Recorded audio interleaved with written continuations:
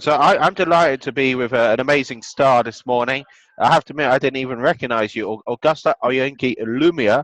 And just before we were going live, we were discussing the PRA and the stress test and January this year, the new stress test or the higher levels of stress test. And I said, Augusta's at my evening meet coming up in about well, it depends when you're listening to this video, because you might be listening to it the day after the event, obviously, or potentially. So my event's on the 16th of uh, February, London Bridge Hotel. Augusta, do you want to just explain about the stress test and what's happening at the moment? Absolutely, Brendan. So essentially, what happened before was that lenders, when they're deciding how much they're going to lend to you, usually use a stress test, which traditionally used to be a rental cover of 125%. So if your mortgage was £100, then the rent needed to be at least £125, and then also they'd apply a stress test. What the stress test was designed to measure was, interest rates historically low at 0.25% at the moment. But if they were to go up to 5%, the lenders wanted to ensure that you wouldn't struggle. And therefore, this calculation looked at both of those things. So, the term would be 125 at 5%. Now, obviously, last year, the government introduced, the information that they were going to increase the tax payable by landlords who are holding property in their individual name. And as a result of that, how the lenders have reacted is that they've increased this stress test from 125 at 5 to the market average now is 145 at 5.5. And this has had the impact of really effectively reducing the amount that people are able to borrow for purchase and remortgage. And that has had a bit of an impact across the market, as buy-to-let lending has really tightened up. Particularly, I mean, it's been a slow progress, but the Prudential Regulation Authority kind of made the official change in January 2017. So it's definitely been the case since then. Yeah. Sure. Now, So there's still a couple of lenders on the market who are still operating at the lowest stress test, but they're not regulated, and we don't know how long they're going to be. So, they can't offer mortgages to everyone. We don't know how long they're going to be operating in that market before they have to come out. okay, are we able to say on live video the companies who have lower stress tests, or we have to just wait until the meet on the 16th of February? I think it's absolutely definitely safer for us to wait until the meet, where I can talk about it in a bit more detail. Yeah, that would probably be the best thing. Okay, so but there are some companies out there who have lower stress tests than the average 145. Yes, there are So still a couple of lenders still in that market, yeah. And also, what you might find as well is, as an investor, you don't really want to be trapped in a market, or you don't want to be trapped in a product for more than 2 years. However, there are lenders who can offer lower stress tests, but you have to be in a 5-year fixed. So it's a little bit unattractive, if you've got to be in a 5-year fix in order just to get the additional bit of borrowing. It's a bit of a trade-off that needs to take place. So, Augusta, I didn't really say you work for one of the largest wealth managers in the UK, Foster De Novo. Yeah, well, it's more an advisory firm. I work for a nationwide advisory firm. We are an award-winning advisory firm called Foster De Novo, and we specialize in a range of financial planning solutions. My particular specialism is property finance. So, mortgages, bridging loans, commercial loans, everything related to getting money out of property or using money to buy.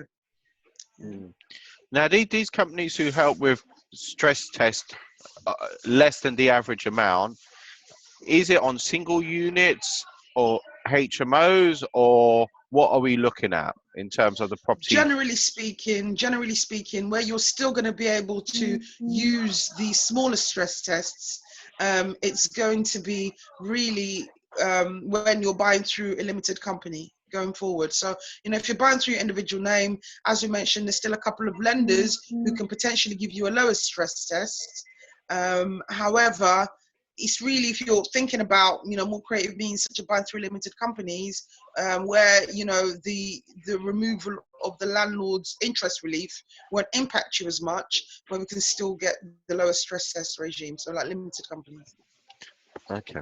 So, look, I'm sure there's going to be lots of questions that particular night, particularly focused on developer market, because I know one of my speakers that particular night on the 16th of February is Anna Harper and Stefan Canavan. They've recently done a development in Manchester, 22-unit development. So I'm sure there's going to be questions on the audience that night on development. But you're there to answer questions on HMOs as well, single units.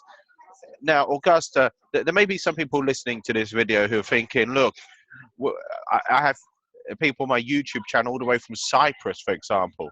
Not sure how and so forth, but that's happened. And possibly, they may have interest in property in the UK. The key question is, it's unlikely I'm going to see them at my evening event coming up on the 16th of February. So how can they connect with you? So let's say, look, they want to, can't come to the meet on the 16th of February. Do you have an email address, website, or what's the best way to connect with you? Yeah, so I think that the best way to connect is, I could give you my email address, but it could be here forever because it's a really, really long one. Yeah, So, definitely. I'm on LinkedIn, and I think, if you could probably find me on LinkedIn.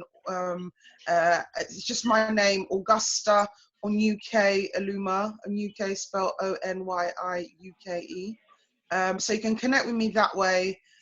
Also, you can just, contact Foster de Novo, and I should be able to provide some support through, you should be able to get in contact with me through just going through the company. Sure. And Foster de Novo is based in the heart of the city of London, yards away from London Bridge and the Monument. As I say, just literally a short walk from the Stock Exchange and the heart of the city of London. Augusta, I just want to make sure people got your LinkedIn. So Augusta, then the second part of your name is Onyuke, and then -Eluma. That's okay. Augusta Onyiuke-Eluma.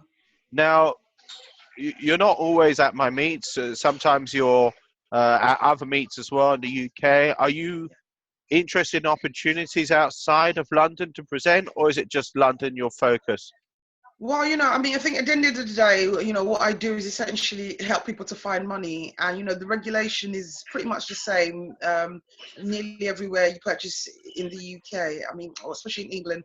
In England and Wales, the regulation is pretty much the same. You might find a few differences in Northern Ireland and in Scotland. And similarly, you'll find lenders who struggle to lend in those areas. So, no, absolutely, definitely open to being able to speak, in different parts of the country, because finance is finance, wherever you're trying to buy. And I won't keep you on the line too long. What's your typical clientele? There's no typical clientele. What my typical? Yeah. I think in terms, I think the one thing that a lot of my clients have in common is they have a problem and they need to get it fixed. I do a lot of work with professional landlords. So, people who maybe have just remortgaged their first house, they have a pot of money, they're thinking about the most effective way to grow this in order to meet their aims. It's not about beating other people. It's about, what do I want to achieve? And in what position am I? What are the options that are available to me? So I think for me, it's really important that, whoever I'm speaking to, I'm able to say, look, these are all the options. So you know what options that you have before you make a big decision. As I say, look, a lot of my clients are professional landlords, either starting out or quite established, have a portfolio that they're continuing to grow. But as well as that, I'm able to, or have been able to help quite a lot of people who perhaps are not even based in the UK. So I have a lot of clients who are based over in Nigeria or Ghana or Saudi Arabia, and they're either British nationals or they're nationals of those countries, but they have relatively good income and they're thinking, how can we buy in the UK? I'm just quite used to dealing with a lot of specialist problems and speaking to a lot of specialist landlords. So, you know, I don't think I have a typical client. As I say, usually they have a problem and they come to me to try and help them fix it. Sure. Just want to say huge thanks for your time. Look forward to seeing you this coming month on the 16th of February. And Yeah, huge looking thanks to my forward to it. listeners. So if there's any particular targeted questions, great for you to share them on YouTube or, you know, connect with me for my listeners. And then I can relay those questions to my experts like Augusta. Uh, so huge thanks for you joining me this morning, Augusta, and Thanks, huge thanks to Brendan. the Thank you. listeners as well. Thank you. Thanks for having me. Thank you.